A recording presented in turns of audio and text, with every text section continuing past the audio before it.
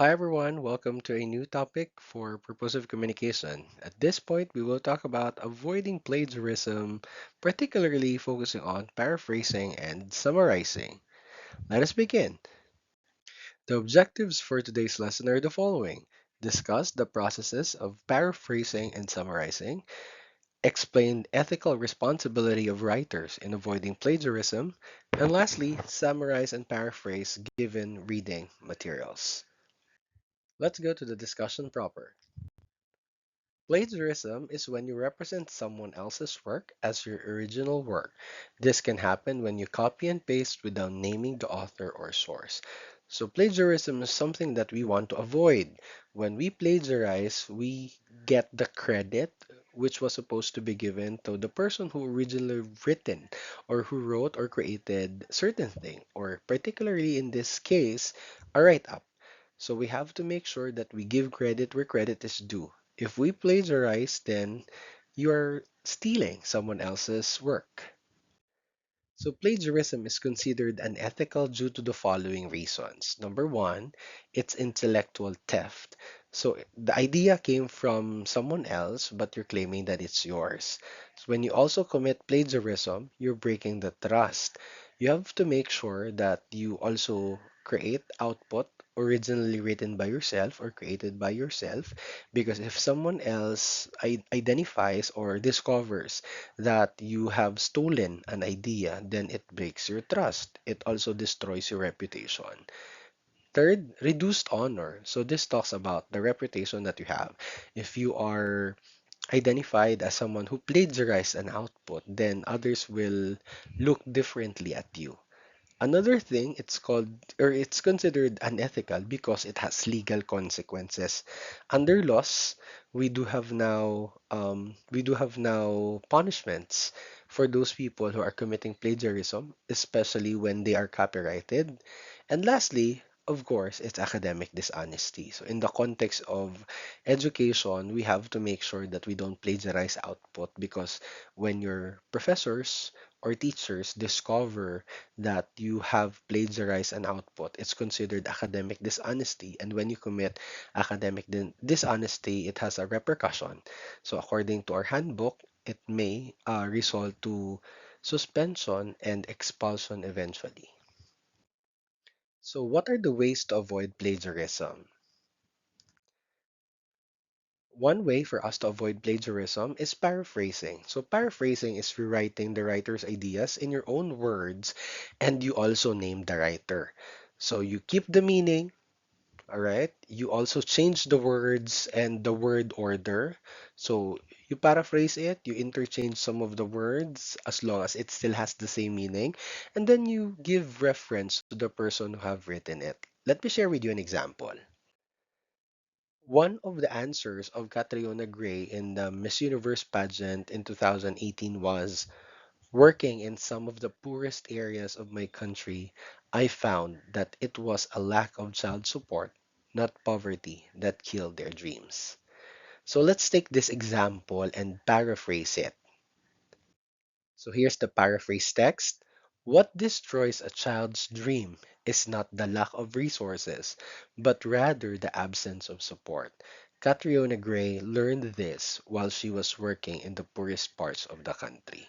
So notice that in this paraphrase text, some words here are interchanged, it was somehow replaced.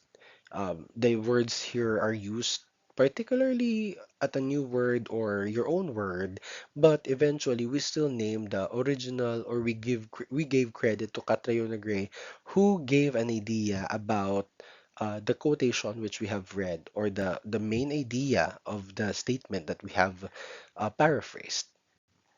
Another way to avoid plagiarism is summarizing. Summarizing is rewriting the writer's ideas in your own words in a shorter form.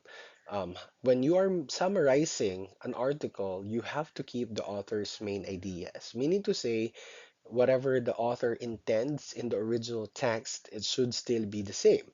The main idea should be there, it should not change the meaning. You just have to change or rewrite it in a shorter version. Second, you have to avoid copying the author's words. You do not need to Write it word by word, like all the same. You have to change again some of these words to your own words. Basically, it should, di- well, the words should differ from the original or the author's words. But you have to make it clear which ideas are yours and which ideas are the author's. And then you also give reference, all right, for the details, especially when you are writing or when you're summarizing an academic paper. Example, we have here the lost kitten.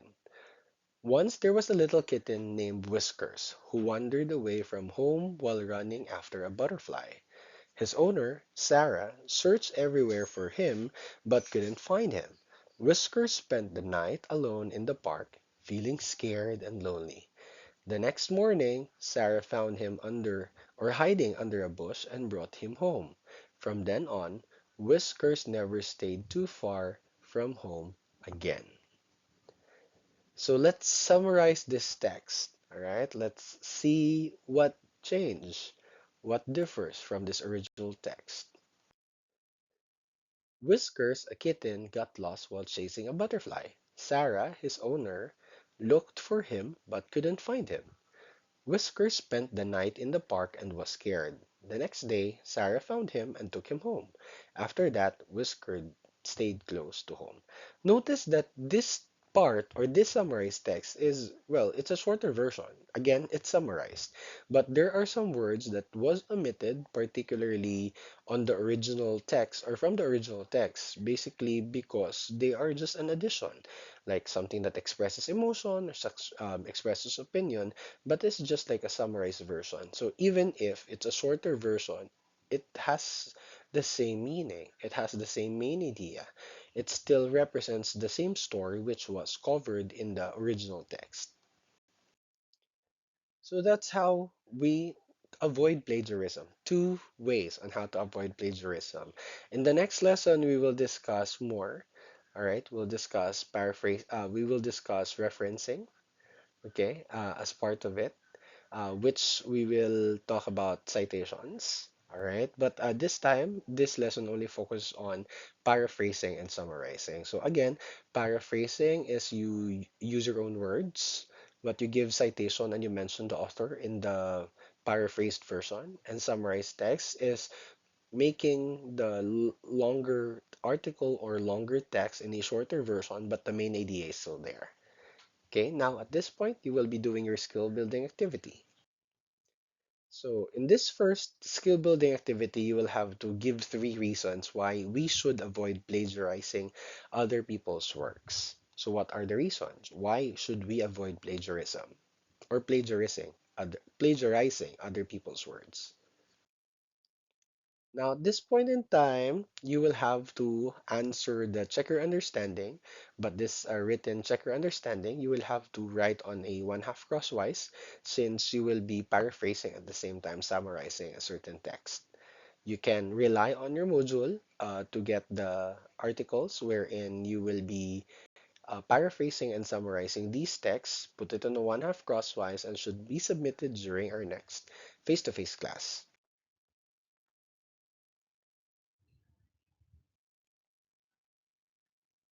All right. So there, just rely on this module or your module and then submit it next meeting.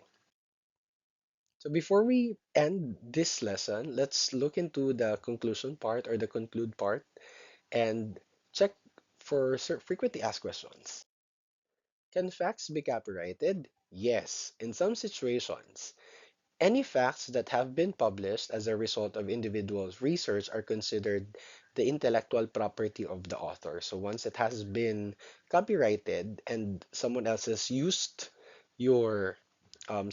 used your work, then you can sue them because it is part of or it is protected by the law.